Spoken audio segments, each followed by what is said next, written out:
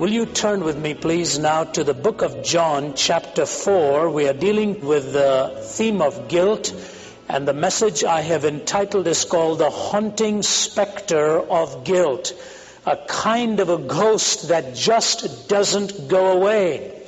No matter how hard the philosophers have tried, it doesn't go away. No matter how hard the psychologists have tried, it doesn't go away. And no matter how theologians try to deal with it in all of its profound implications, it does become one of the most felt struggles of the human life. And later on I'll be quoting Hobart Maurer, one-time president of the American Psychological Association, who himself ended up committing suicide in the latter years of his life, talked to the Psychological Association in the heyday of his professorships when he was at Yale and Harvard and then Illinois, that somehow psychologists had to come to deal with this issue, because if they did not, they were never going to be able to solve it. What is this specter of guilt? So let's look at a few verses from John 4. Let's look at verse 4.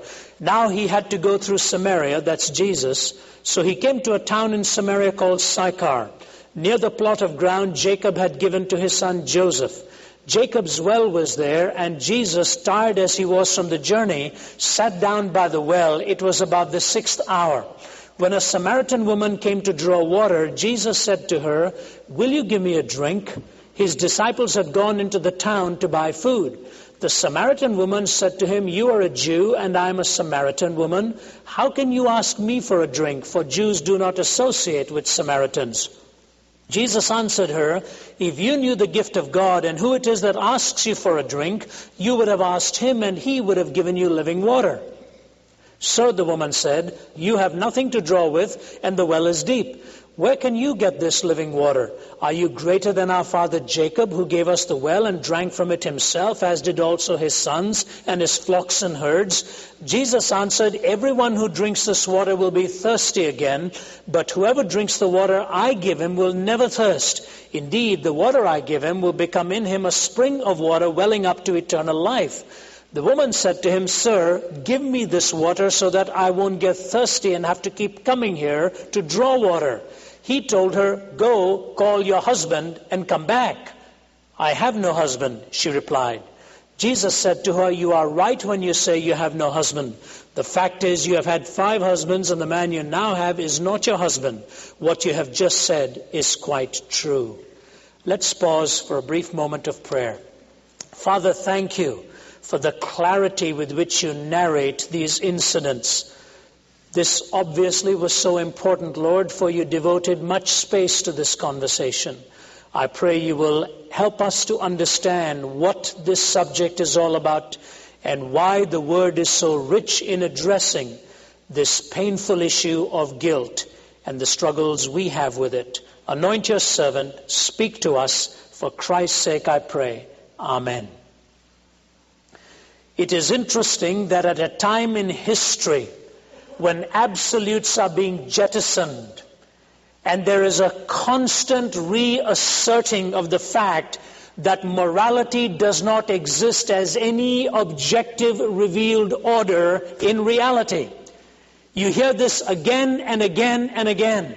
I do not know if it is possible to turn on to your radio programs or to your televisions or listen to a political speech or go into any institution today without having this issue of right and wrong, good and bad addressed.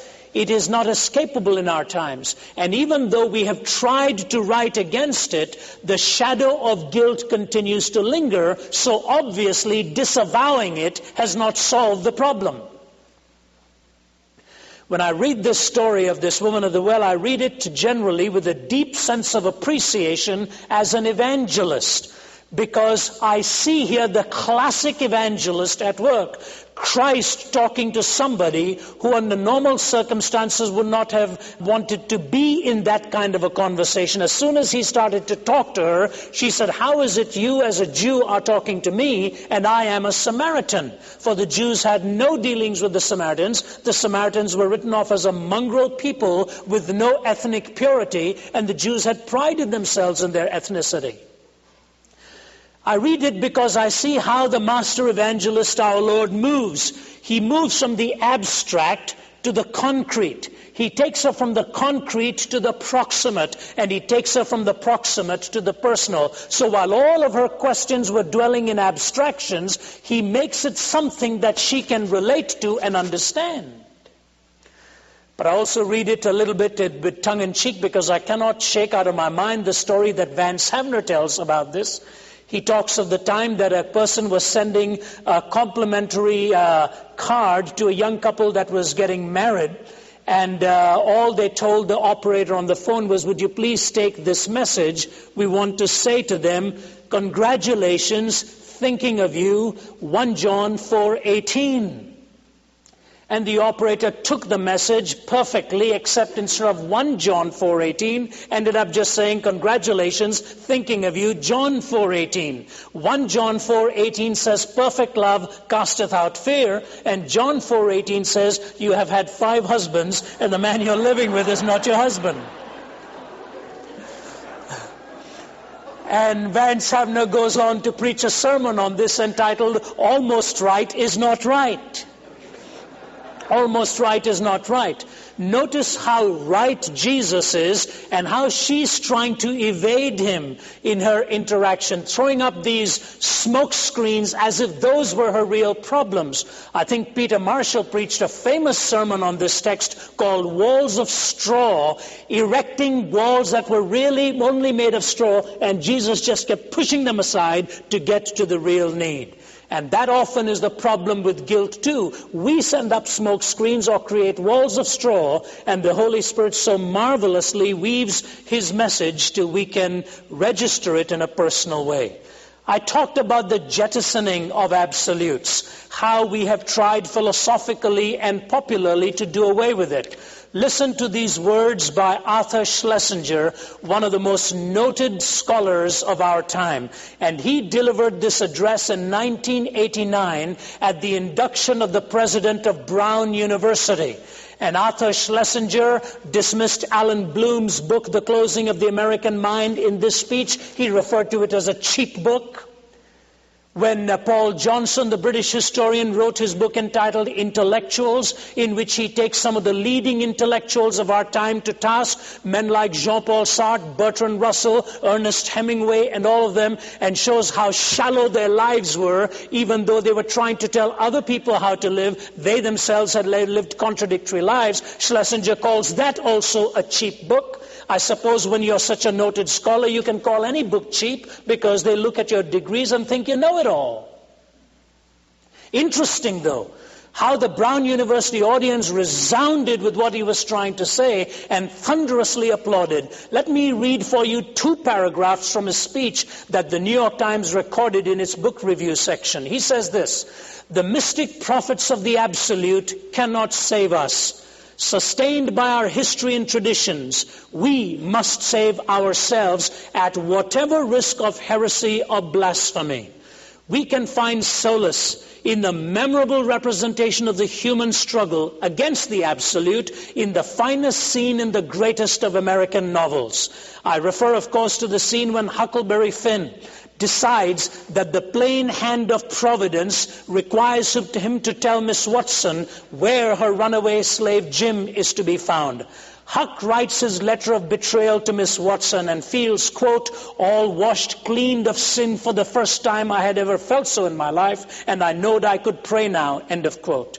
He sits there for a while thinking, quote, how good it was all this happened, so, and how near I come to being lost and going to hell, end of quote. Then Huck begins to think about Jim and the rush of the great river and the talking and the singing and the laughing and friendship. Then I happened to look around and see that paper. I took it up and held it in my hand.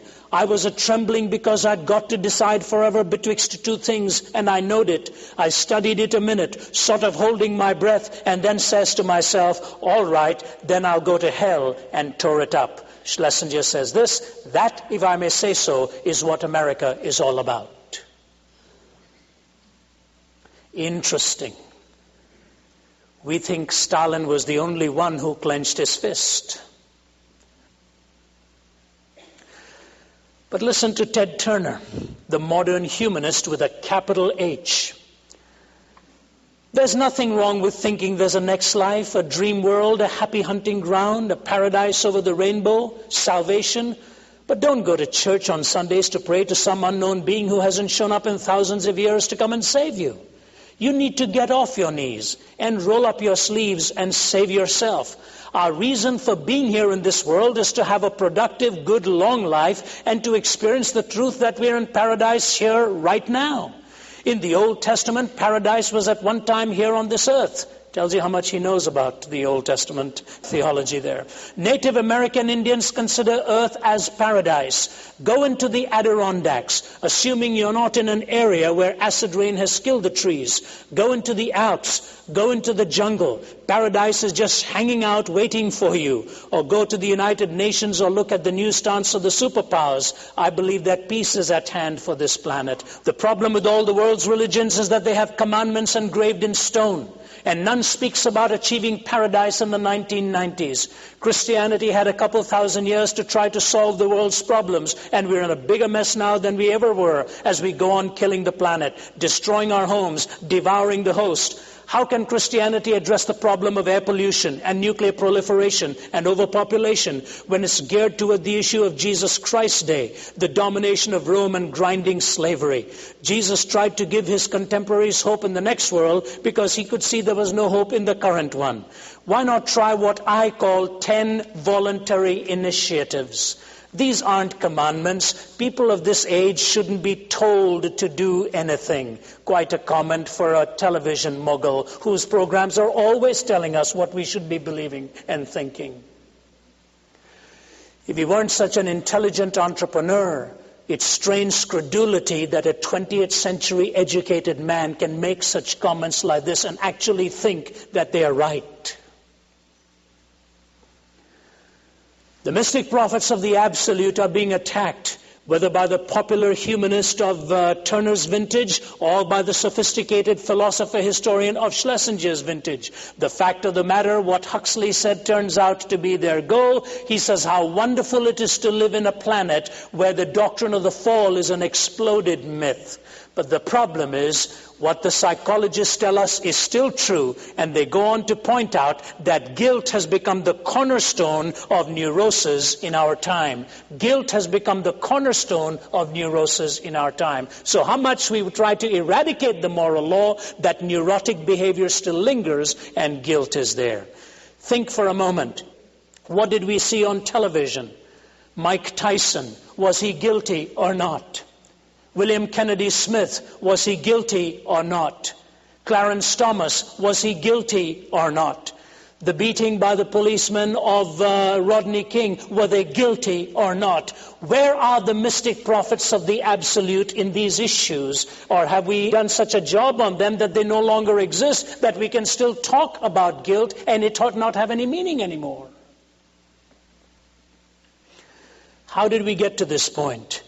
How did we get to a miserable point where at the same time, in the same week, in the news, the whole world is watching Clarence Thomas on television held up for contempt? Right or wrong, I don't know. I don't know whether he said what he did 10 years ago. And if he did, obviously it was a thing that violated decency and ought to be dealt with. That's fine. But on what basis is one man held with such contempt for allegedly having said something 10 years ago, and another man who contracts the disease by virtue of his promiscuity being held up at the same time as a national hero? Muggeridge may be right. We have educated ourselves into imbecility.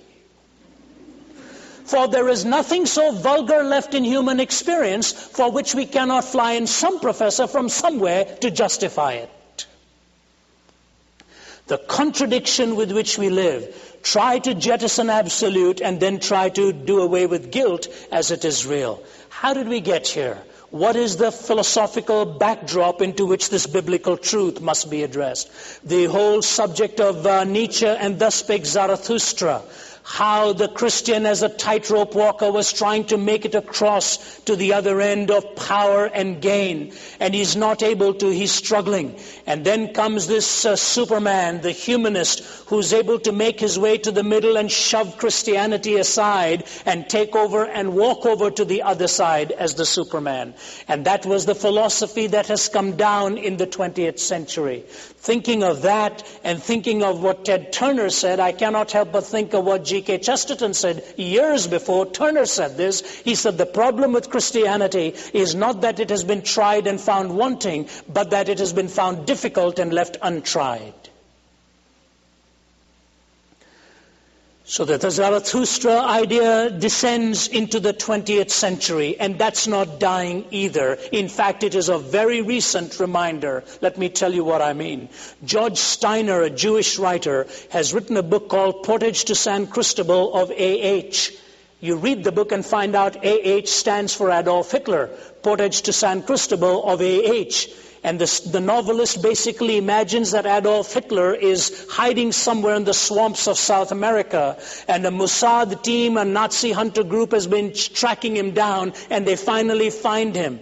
And when they find Adolf Hitler and they bring him back and they are questioning him, the book dramatically unfolds, and they are finally asking Hitler why he tried to do what he did. And of course he's going back to this Nietzschean dogma, but it is so ironic what his last answer is. He gives 3 reasons for his ushering in that murderous Third Reich. And the third reason is this, fascinating, that a Jewish writer states it, putting these words into the mouth of Hitler, albeit in a novel form. He says this, the reason I did it is because there had to be a final solution. You've heard those words before. You'll see those words coming repeatedly when Nazi war crimes are raised. Those words, a final solution. What is that final solution talking about? It's talking about the fact that Hitler, in his mind, decided that the Jews were responsible for giving this world a transcendental idea. They're the ones who brought the 10 Commandments into being. And as soon as the 10 Commandments came into being, the sense of guilt began to pervade society, and somebody had to deal with it. There had to be a final solution, and his attack was basically an attack against the transcendent. And the fragmentation that came and the dismemberment that came causes you and me to look up and say, all right, if guilt is not the issue, what then are we dealing with, and why are we looking at such fragmentation of our families and our lives? You may remember John DeLorean's trial several years ago, where he was accused of having bought into a drug scheme, and which was supposedly being used in order to raise money for him to build his motor car company in Ireland to produce the DeLorean automobile and so on. He was the fair-haired boy of the automotive world in the 60s, supposed to be the one who was going to bring about great revolutionary ideas in the automotive world, until he got trapped into this kind of a scheme. He sat across a lunch table from me one day, and with his eyes bloodshot and teary, he said, Ravi, in the pursuit of my dream, I lost everything. I lost my wife, I lost my children, I lost my reputation, I lost my money, I have lost everything. I am a broken and a wounded man, desolate in my inner heart. I realized what he was trying to say, but I didn't realize how deeply he was feeling till I began to read his book. And when I read the last page, I was high up in the air in a plane, but I'll never forget when I read this last page, shut the book, looked out of the window, and the tears just ran down my face, because his wounded heart was so powerful in these last 2 paragraphs of the book. You weren't expecting a man to end a book on these words.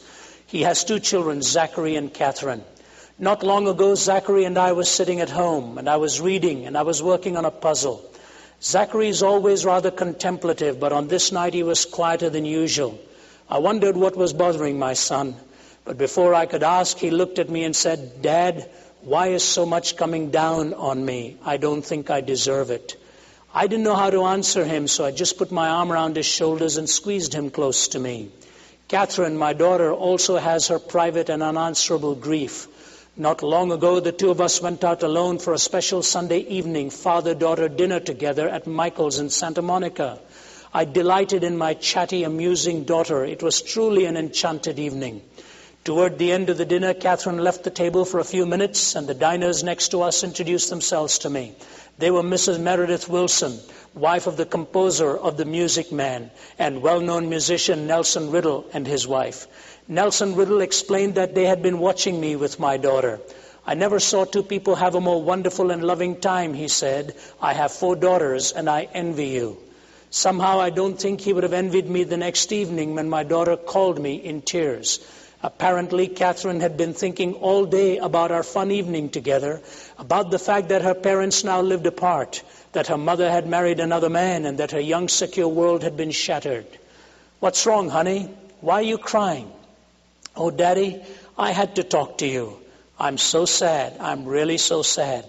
I saw a commercial on TV, Daddy, that made me cry. It showed a daddy and his little girl holding hands, walking in the woods. The leaves were changing color, just like when you and I used to walk in the woods and pick flowers. It reminded me, Daddy, of a time when we used to be happy."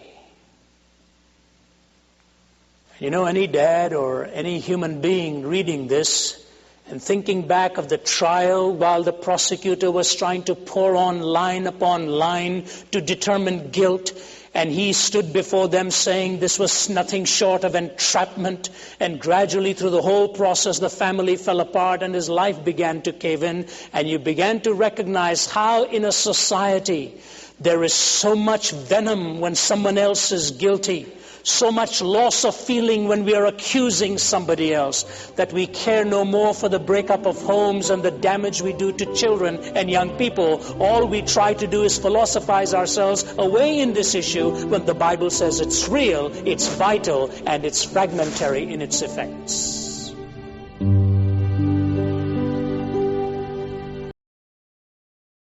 Will you turn with me, please, now to the book of John, chapter 4. We are dealing with the theme of guilt, and the message I have entitled is called The Haunting Spectre of Guilt, a kind of a ghost that just doesn't go away.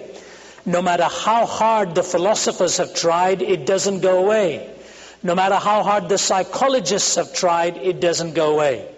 And no matter how theologians try to deal with it in all of its profound implications, it does become one of the most felt struggles of the human life. And later on I'll be quoting Hobart Maurer, one-time president of the American Psychological Association, who himself ended up committing suicide in the latter years of his life, talked to the Psychological Association in the heyday of his professorships when he was at Yale and Harvard and then Illinois, that somehow psychologists had to come to deal with this issue, because if they did not, they were never going to be able to solve it. What is this specter of guilt? So let's look at a few verses from John 4. Let's look at verse 4. Now he had to go through Samaria, that's Jesus. So he came to a town in Samaria called Sychar, near the plot of ground Jacob had given to his son Joseph. Jacob's well was there, and Jesus, tired as he was from the journey, sat down by the well. It was about the 6th hour. When a Samaritan woman came to draw water, Jesus said to her, "Will you give me a drink?" His disciples had gone into the town to buy food. The Samaritan woman said to him, "You are a Jew, and I am a Samaritan woman. How can you ask me for a drink? For Jews do not associate with Samaritans." Jesus answered her, "If you knew the gift of God and who it is that asks you for a drink, you would have asked him, and he would have given you living water." "Sir," the woman said, "you have nothing to draw with, and the well is deep. Where can you get this living water?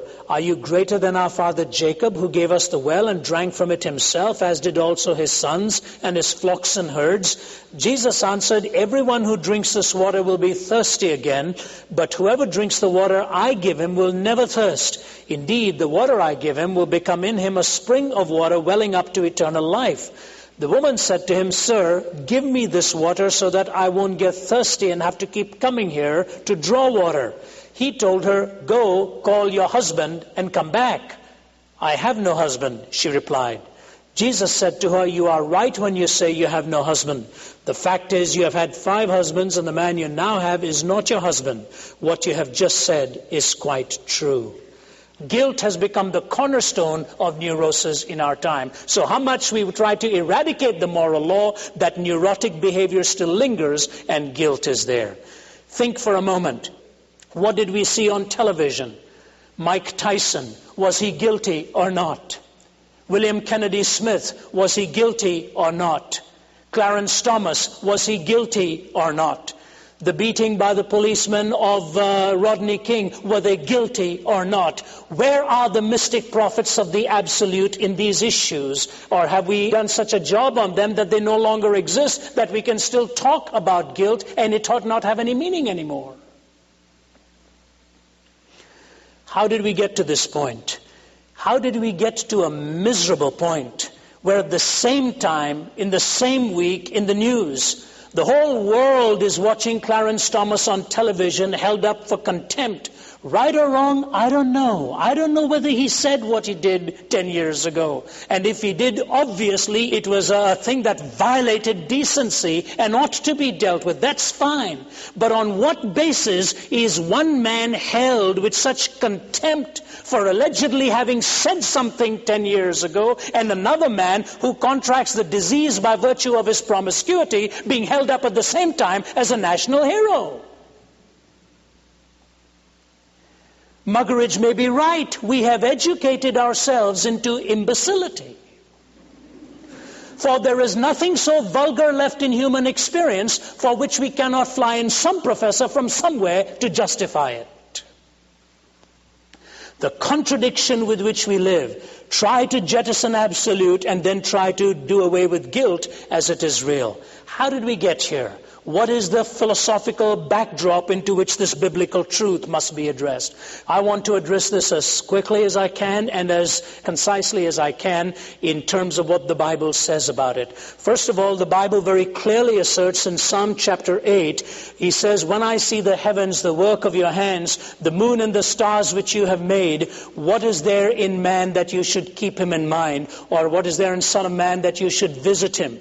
What it really says out there is you have made him, the modern translation says, a little lower than God or a little lower than angels. In the actual Hebrew it says, with only a very, very little of God lacking in humanity. That's how you created them. And when I see the heavens with all of its glory and all of its majesty and all of its loveliness, I think to myself, what is there in me as a human being that you're paying me attention? When I was doing my studies at Cambridge University, my professor of science was John Polkinghorne, one of the leading quantum physicists of our day. He has written a book called One World and written a book on quantum physics. He's an author of many, many books, a colleague of Stephen Hawking, who holds the Lucasian Chair of Mathematics in Cambridge University. His famous book is familiar to many of you, A Brief History of Time. Here is John Polkinghorne, one of the leading quantum physicists now, who has come to Christ in the last few years. And in his book entitled One World, he says this. He says, when you reflect on creation, and when you reflect on this world, it is so fascinating, so intricate, and so marvelous, and tightly knit in its design. He says, look, if you were to go into the early days of the formation of the universe, the expansion and contraction rates had to be so precise, and the margin of error so small that it would be the equivalent of taking aim at a 1 square inch target on the other end of the universe 20 billion light years away and hitting it bullseye. This is a quantum physicist speaking. The exactness in the ratio of just the expansion and contraction had to be so precise, margin of error so small, that it would be taking aim at an object 20 billion light years away, 1 square inch, and hitting it bullseye. When I was in South Africa speaking at the Wits University, their leading university in Johannesburg, the astronomer David Bloch showed a picture with a slide that NASA had sent to him. And in that slide, it had 100 billion stars in one picture.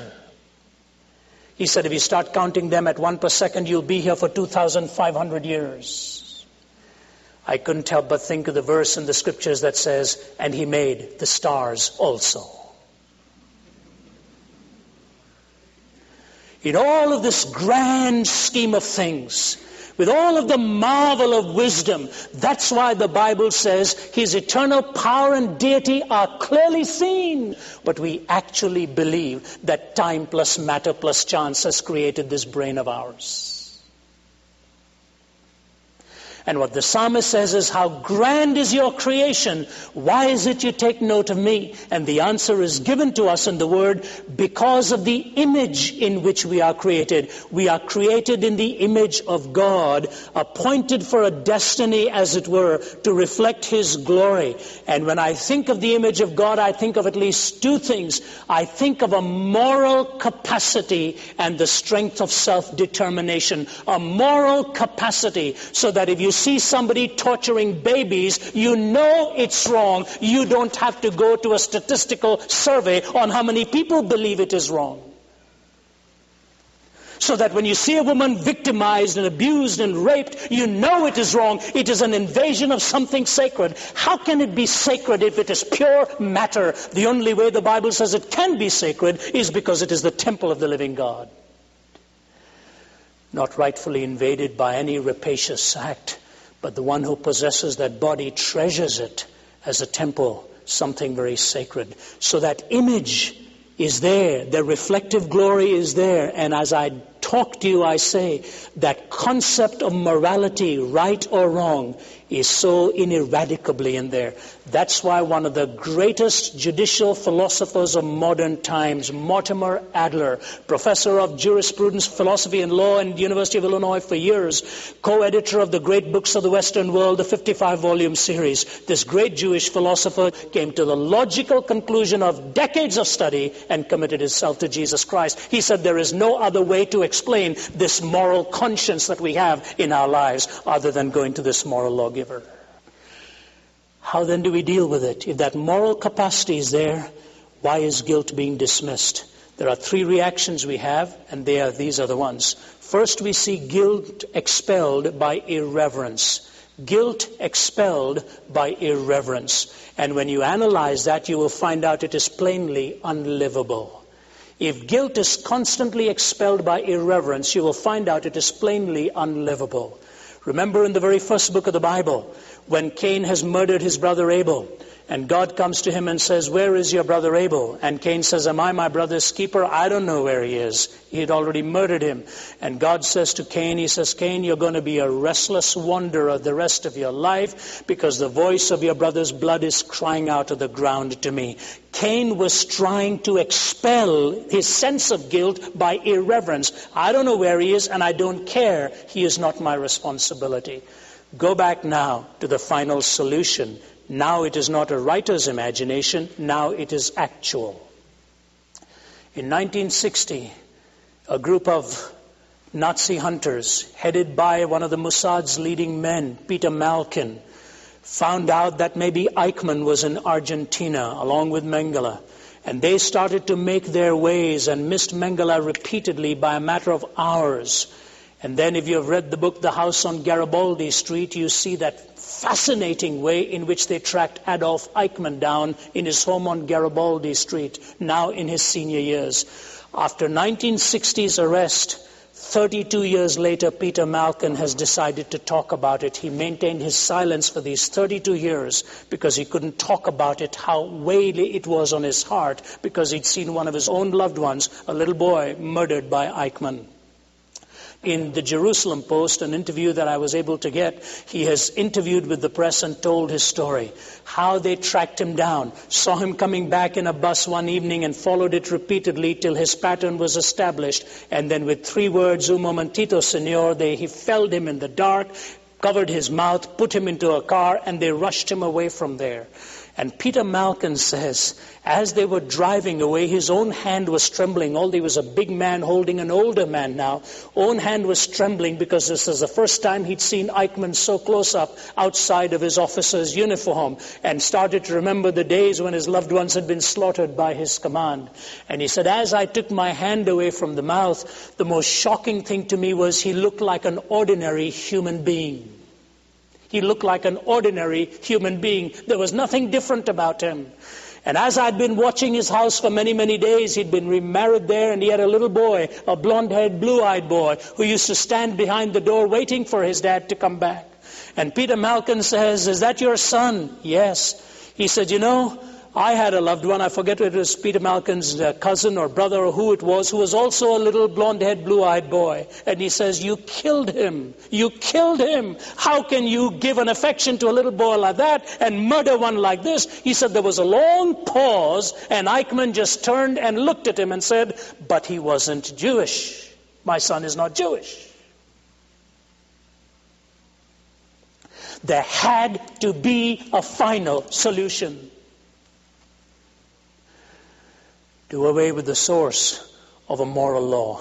And Malkin ends that article by saying the most staggering thing in my interview with Eichmann is there wasn't one hint of guilt. No guilt whatsoever. Tell me, can you live like that?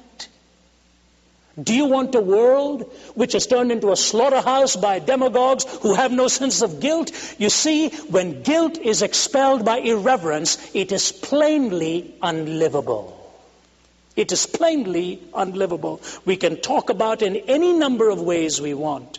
I recall speaking at a gathering in Atlanta, and unknown to me, a United Nations officer was present there. And he came afterwards and talked to me and then took me out for lunch. And he says to me, he said, "You know, I write speeches for politicians and United Nations leaders. In fact, we were involved in writing the speech about the New World Order." I said, "Let me get this straight. You all wrote the speech for the New World Order?" And, I wanted to be careful. After all, he was buying lunch that day. He said, "Yes." I said, "Can I ask you something?" He said, "Yeah." "Did you borrow that phrase from H.G. Wells' utopian ideas of the New World Order?" And he looked rather sheepish and he said, "Yes." I said, "But H.G. Wells disavowed it. That New World Order that H.G. Wells had talked about and hoped for, he disavowed in his last book, The Mind at the End of Its Tether, which was nothing more than a scream against a wall, saying it's not going to work, human nature is not going to be changed." I said, "Why don't you go and read Jean-Paul Sartre, that French existentialist of the 1960s, whose ideology was being talked about on every North American university campus and all over the world. He was the ideological godfather of the Ankalea movement, which resulted in the slaughter of millions of their own people. And Sartre himself, that noted atheistic existentialist, on his deathbed said, 'I no longer can contain the possibility of a world without design. It just doesn't work.' I've documented it in my book. And his mistress, Simone de Beauvoir, says, there it is. You see, he's going senile too. When you find out it is just plain unlivable. And that's why what God said in his word, as the people were building the Tower of Babel, let us make a name for ourselves. The Bible says God confused their languages, because if they were united in language, they would be united in evil and rebellion. And now, as that happened centuries ago, for the first time in history, we all are talking the same language. It is not propositional anymore. It is visual. And that's why maybe we are seeing hell broken loose and guilt is being expelled by irreverence. It's plain unlivable. Guilt expelled by irreverence is unlivable. Second is guilt smothered by pride, and it is unjustifiable. Guilt smothered by pride, it is unjustifiable. You remember how Saul in the Old Testament, every time the prophet came up to him and said, Saul, why did you do this? Saul tried to do a quick two-step out of the situation and said, I'm sorry, I've played the fool. He didn't say I've sinned. I'm sorry, I've played the fool. Because he'd become so arrogant and so proud, he was not going to admit his own guilt. Have you ever tried to see people who've been accused of certain things stand up in front of the camera and admit it? Richard Dortch, who was Jim Baker's colleague, and by the way, I really don't say any of this judgmentally. I have no idea of trying to set the record straight and that the balances were straightened out after all. No. We're human. We all live with struggles. But there was something so sad about that. It just piled betrayal upon betrayal upon betrayal. It was almost the cannibalizing on the souls of people, as R.C. Sproul said. And I say to you, it was so tragic, but Richard Dortch did an interview with Christianity Today before he went into prison that I think was the most straightforward interview of them all. He was Jim Bakker's colleague. And he says, you know what happened to us? We became too drunk with our own importance. We never prayed anymore before we went on for the program. And then he told the Christianity Today interviewer, he said, you know, I would sit on those front lines and watch ordinary human beings come to be interviewed, and within a matter of minutes in front of that television camera turn into petty potentates. Because there were limousines waiting for them, big love-offering checks given to their personal names and their own addition, and their wealth ever increasing without any accountability to anyone. And somehow you were longing to see one of them on television put his head down in shame and say, I was wrong, I have betrayed my wife, I have betrayed you, I have betrayed the laws of the land, I beg your forgiveness. To jail I'm going, but I want you to know I've got a broken heart, I have sinned. You longed to see. Maybe the cynic would not have believed it, but certainly, whether we believe it or not, if it is genuine, it ought to happen. But we are too proud to admit that. Abraham Lincoln said this, and maybe someday some politician needs to reread this when he takes the highest office, or all our politicians need to read it. And by the way, only in recent times I have studied the spiritual pilgrimage of Abraham Lincoln too, and how marvelously he'd come to that personal faith in Christ. True Blood has written a tremendous story on that. But here's what he says in 1863. We have been preserved these many years in our land in peace and prosperity. We have grown in numbers, wealth, and power as no other nation has ever grown. But we have forgotten the gracious hand which preserved us in peace and multiplied and enriched and strengthened us. And we have vainly imagined in the deceitfulness of our hearts that all these blessings were produced by some superior wisdom and virtue of our own. Intoxicated with unbroken success, we have become too self-sufficient to feel the necessity of redeeming and persevering grace, too proud to pray to the God that made us. R.C. Sproul's Table Talk has got an article called One Nation Above God. Let's think of it individually. Is it possible that somebody here is too proud to admit that he or she has sinned? Guilt that is expelled by irreverence is unlivable. Guilt smothered by pride is unjustifiable. And thirdly, guilt that is concealed by fear is unbearable. Guilt concealed by fear is unbearable. And that's where I see this woman at the well, an ordinary woman. I strongly suspect, I know it's guessing, but in the kind of times in which she lived, I suspect she was a victim time and time and time again by somebody who maybe never wanted to treat or respect her well. I don't know. Maybe the other end of the argument is right. Who knows? But knowing in that setting, I strongly suspect she was a woman nobody respected anymore. She was refuse, ethnically, morally, and in every sense of the term, she was a reject in society. And I have no doubt at all in my mind, when Jesus asked her to go and call her husband, she must have for a moment just had that sense of fear that came into her heart, and immediately she spilled out the words, I don't have any. And then when Jesus came back and said, you've told the truth, you've had 5, and the one you're living with now is not your husband, immediately there may have been a sense of fear that came, saying, what is he going to do to me? Is the word going to be spread around? Fear.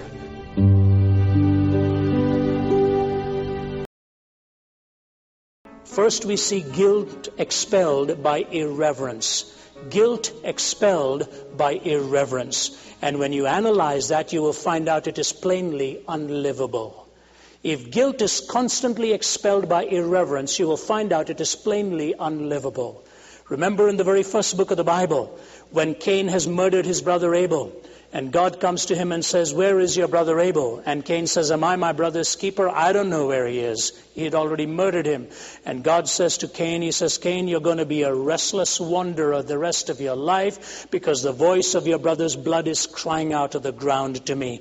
Cain was trying to expel his sense of guilt by irreverence. I don't know where he is and I don't care. He is not my responsibility. Guilt expelled by irreverence is unlivable. Second is guilt smothered by pride, and it is unjustifiable. Guilt smothered by pride, it is unjustifiable. You remember how Saul in the Old Testament, every time the prophet came up to him and said, Saul, why did you do this? Saul tried to do a quick two-step out of the situation and said, I'm sorry, I've played the fool. He didn't say, I've sinned. I'm sorry, I've played the fool. Because he'd become so arrogant and so proud, he was not going to admit his own guilt. Have you ever tried to see people who've been accused of certain things stand up in front of the camera and admit it? Richard Dortch, who was Jim Bakker's colleague, and by the way, I really don't say any of this judgmentally. I have no idea of trying to set the record straight and that the balances were straightened out after all. No. We're human. We all live with struggles. But there was something so sad about that. It just piled betrayal upon betrayal upon betrayal. It was almost the cannibalizing of the souls of people, as R.C. Sproul said. And I say to you, it was so tragic, but Richard Dortch did an interview with Christianity Today before he went into prison that I think was the most straightforward interview of them all. He was Jim Bakker's colleague. And he says, you know what happened to us? We became too drunk with our own importance. We never prayed anymore before we went on for the program. And then he told the Christianity Today interviewer, he said, you know, I would sit on those front lines and watch ordinary human beings come to be interviewed and within a matter of minutes in front of that television camera turn into petty potentates. Because there were limousines waiting for them, big love-offering checks given to their personal names and their own addition and their wealth ever increasing without any accountability to anyone. And somehow you were longing to see one of them on television put his head down in shame and say, I was wrong, I have betrayed my wife, I have betrayed you, I have betrayed the laws of the land, I beg your forgiveness. To jail I'm going, but I want you to know I've got a broken heart, I have sinned. You longed to see. Maybe the cynic would not have believed it, but certainly, whether we believe it or not, if it is genuine, it ought to happen. But we are too proud to admit that. Abraham Lincoln said this, and maybe someday some politician needs to reread this when he takes the highest office, or all our politicians need to read it. He said it in 1863. We have been preserved these many years in our land in peace and prosperity.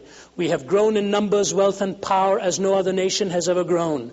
But we have forgotten the gracious hand which preserved us in peace and multiplied and enriched and strengthened us. And we have vainly imagined in the deceitfulness of our hearts that all these blessings were produced by some superior wisdom and virtue of our own. Intoxicated with unbroken success, we have become too self-sufficient to feel the necessity of redeeming and persevering grace, too proud to pray to the God that made us. R.C. Sproul's Table Talk has got an article called One Nation Above God. Let's think of it individually. Is it possible that somebody here is too proud to admit that he or she has sinned? Guilt that is expelled by irreverence is unlivable. Guilt smothered by pride is unjustifiable. And thirdly, guilt that is concealed by fear is unbearable. Guilt concealed by fear is unbearable. And that's where I see this woman at the well, an ordinary woman. I strongly suspect, I know it's guessing, but in the kind of times in which she lived, I suspect she was a victim time and time and time again by somebody who maybe never wanted to treat or respect her well. I don't know. Maybe the other end of the argument is right. Who knows? But knowing in that setting, I strongly suspect she was a woman nobody respected anymore. She was refuse, ethnically, morally, and in every sense of the term, she was a reject in society.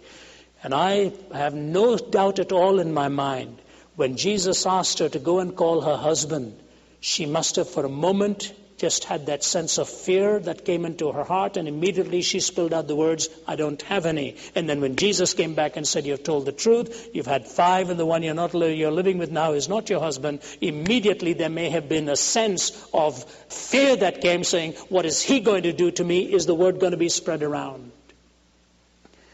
Fear. I have seen young people particularly victimized by this. And possibly one of the darkest shadows of our time is the shadow of some form of abuse that children have lived with. Let me give you the classic one and move to my final thought, the answer here, the guilt that can be dealt with. Speaking in a school that I shall leave unnamed, miles and miles away from here, and I'd finished speaking at an assembly, and I don't do high schools too much anymore. In fact, I haven't done one in a long time. But nervously, I accepted this invitation because they wanted me to and put a lot of pressure. I decided to talk, not sure the young people would even listen. They're hard to hold their attention. And after the last day, I said, look, I've got a little while before I leave for the airport. If any one of you is really troubled about something, I'll be in one of the offices here, and I put a sheet of paper outside, take 25 minutes apiece. Would you sign your name? And I'll see you one at a time. Talk for 25 minutes, take a 5-minute break, another 25. Within a matter of moments, the sheet was filled up. And the first to come in was a young girl, lovely in her youth, looking so demure, not wanting to say very much.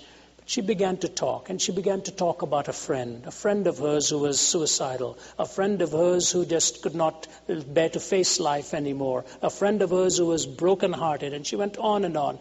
I said, look, I'm willing to listen, but I want to make sure you are talking about what you came here to talk for. Did you really come to talk about this person? And I said, let me call her Karen now. I said, did you really come to talk about Karen?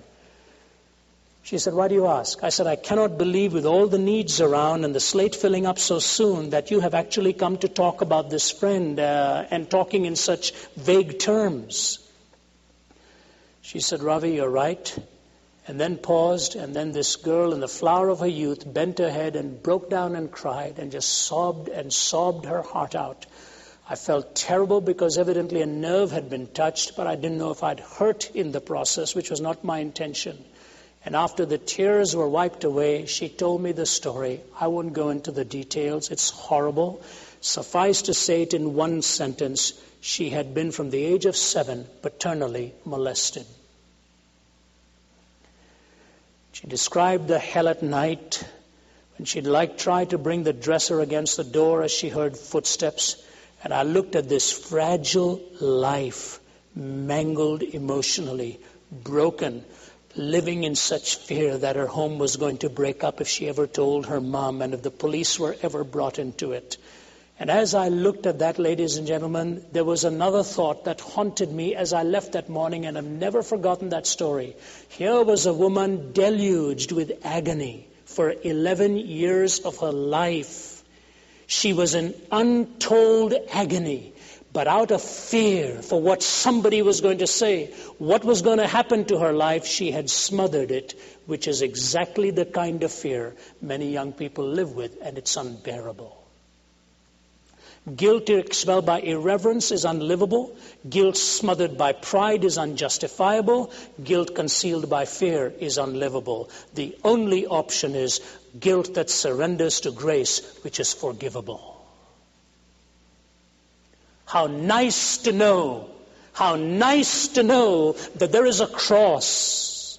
There is a cross as the centerpiece of the Christian message. And only those who understand sin and its agony understand the meaning of the cross. If you don't understand sin, the cross becomes a mockery and something to be laughed at, which is exactly what happened to the Greeks. They mocked at it, and the Jewish people of their time stumbled over it, says the Scriptures.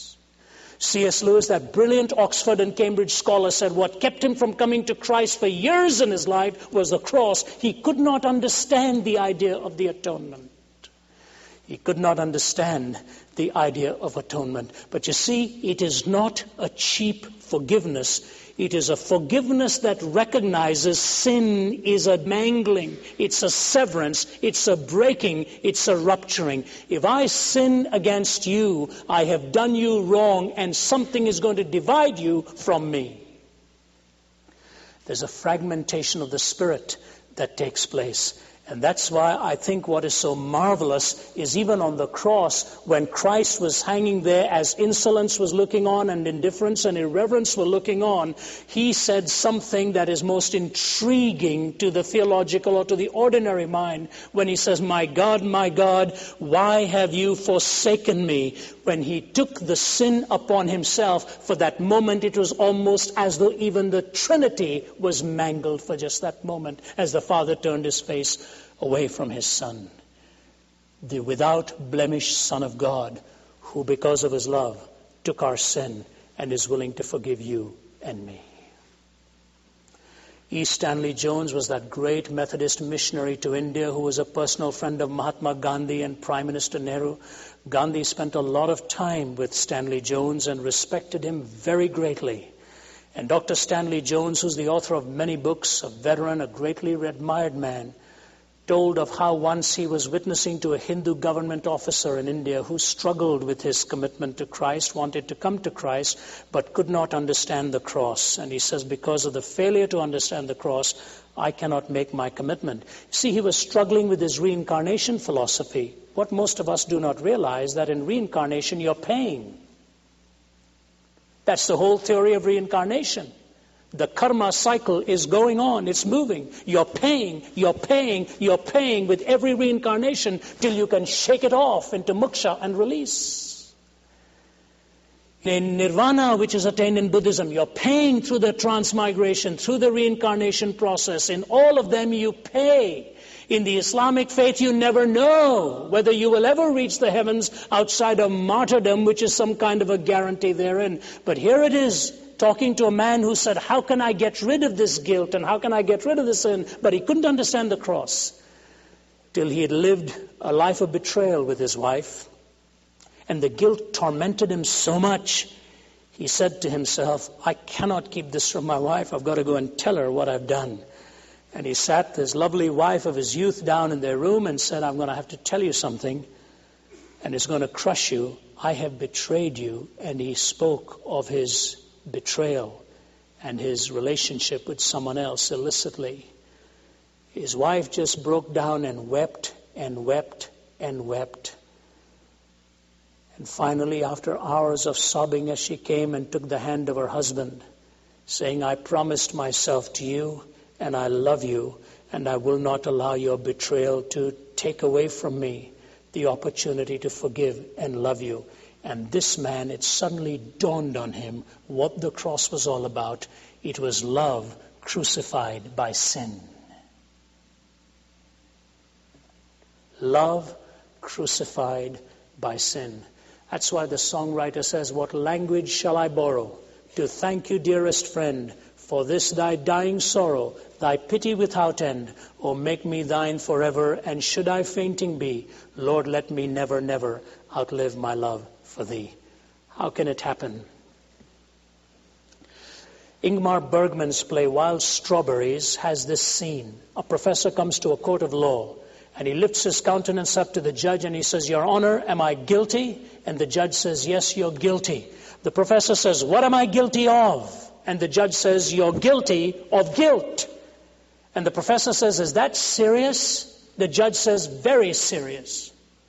What am I guilty of? You're guilty of guilt. Is that serious? Very serious. Just think about it. If all we are is guilty of guilt, guilty of guilt, guilty of guilt, and end up with neuroses and severed relationships, where do we go for restoration? But if I can say I'm guilty of sin, there is a Savior. The vertical dimension, immediately, the vertical dimension. When we were talking on this issue just a few weeks ago on a national radio program, we were talking about doubt, and the first telephone caller was a woman from some prison somewhere in Florida.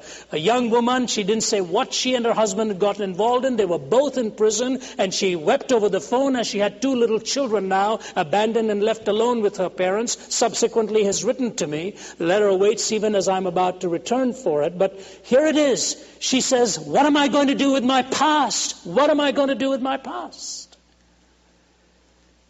I'm not saying it absolves the prison term. I'm not saying it frees the law of the land completely from off your back.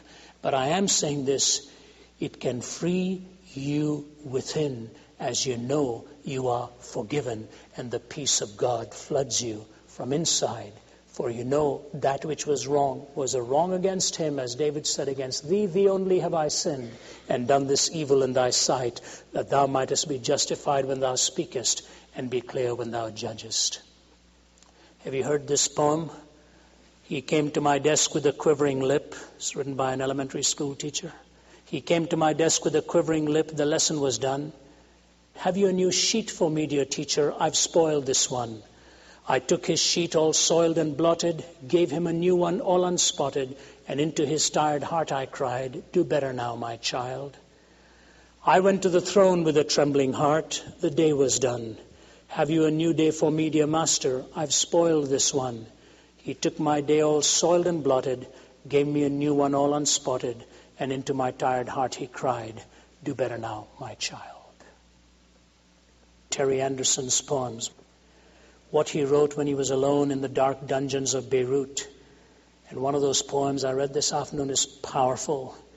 He says, I used to cry at night, and my tormentor would hear my cries.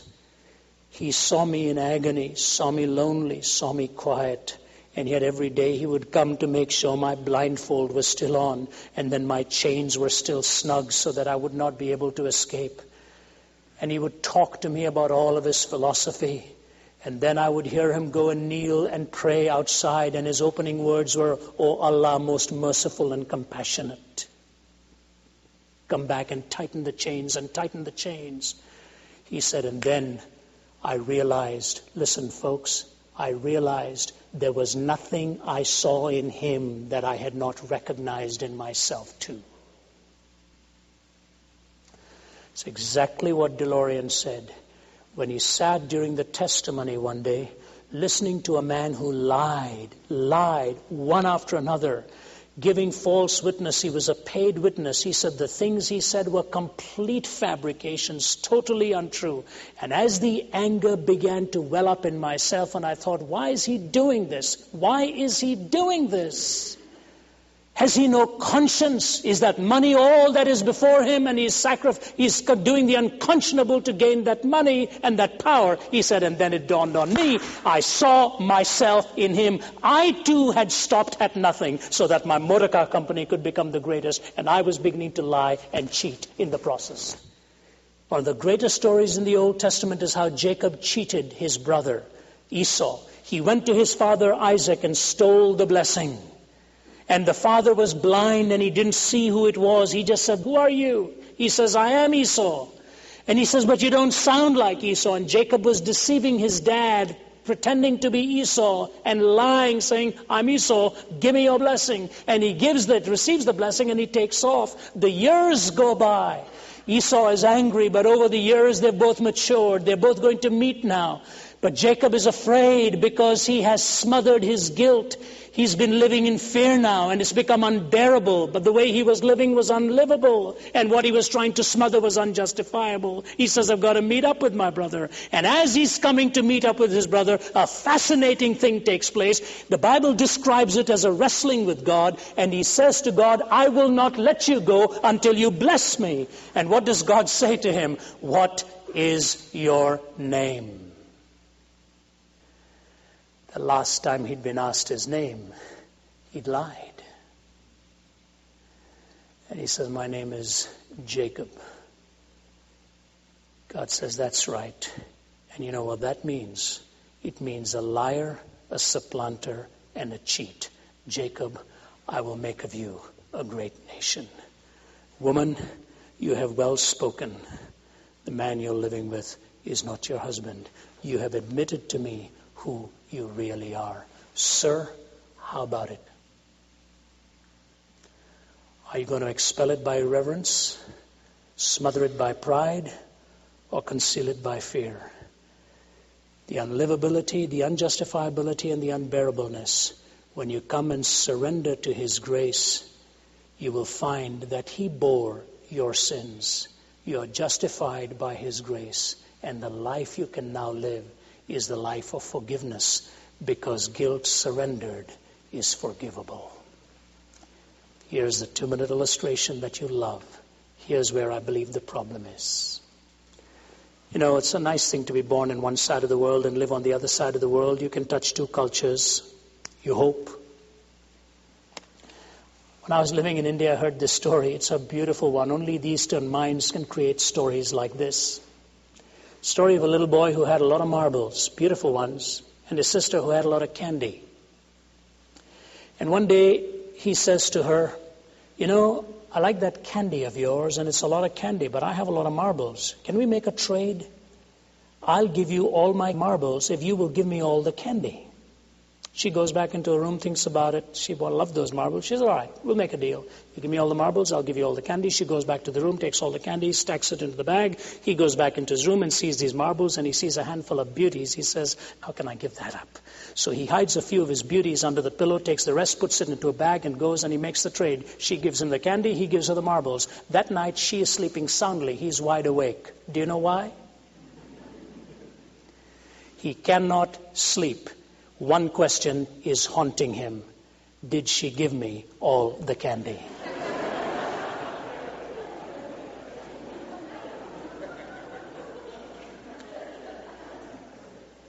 And guilt will continue to haunt until you have given him all your sin. And as John Donne says, how beautifully you have in the past, in the present, with the promise for the future. The cross is that promise to you and me. Bring your life to him and turn it over to him for his forgiveness.